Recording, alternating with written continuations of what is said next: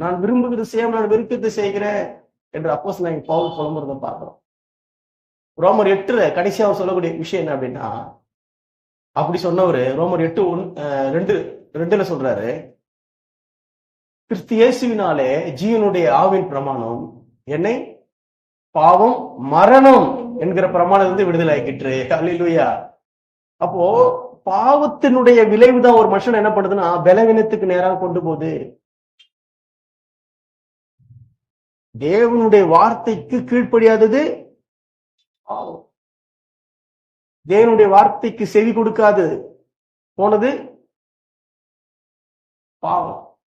தேவனுடைய திட்டத்திற்கு எதிர்த்து நிற்கிற எந்த செய்கையும் பாவம் என்று நம்ம போன வாரத்துல பார்த்தோம். அப்போ இந்த இடத்துல புலம்புகிற இவரே சொல்றாரு, கிறிஸ்து இயேசுவினாலே ஜீவனுடைய ஆவின் பிரமாணம் என்னை பாவம் மரணம் என்கிற பிரமாணத்திலிருந்து விடுதலை ஆயிடுச்சு. கொஞ்ச நேரத்துக்கு முன்னாடி சொன்னாரு, யார் என்னை விடுதலையாக்க கூடுவாரு. அந்த 7 கடைசி பாத்தீங்கன்னா ரோமர்ல நான் நிர்பந்தமான மனுஷன், யார் என்னை விடுதலையாக்க கூடும் சொல்லிட்டு புலம்புற அவரு 8:2 என்ன சொல்றாரு, என்னை விடுதலை ஆக்கிட்டு. அப்போ இயேசுவின் மூலம் அந்த ஆவின் பிரமாணம், இயேசுவின் மூலம் அந்த ஆவின் பிரமாணம் அவரை விடுதலை ஆக்கின்னு சொல்லிட்டு அவரு அறிந்து கொண்டார்.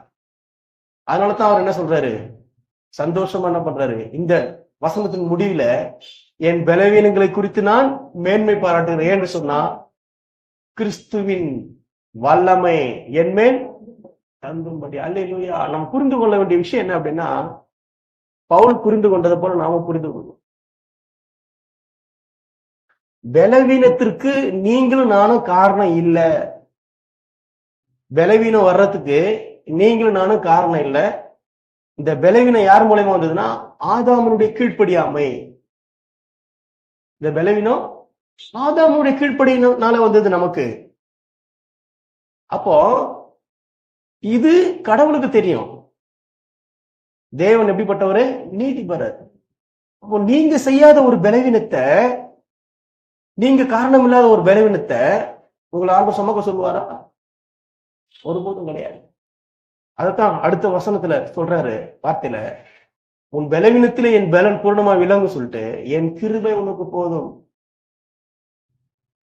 ஆதாம் செய்த தவறு உங்களுடைய வாழ்க்கையில, ஆதாம் செய்த பாவம் உங்களுடைய வாழ்க்கையில அது ஒரு பலவீனத்தை கொண்டு வருது அப்படின்றது கர்த்தர் அறிஞ்சுதான் இயேசு கிறிஸ்துவை கொண்டு வந்தார்.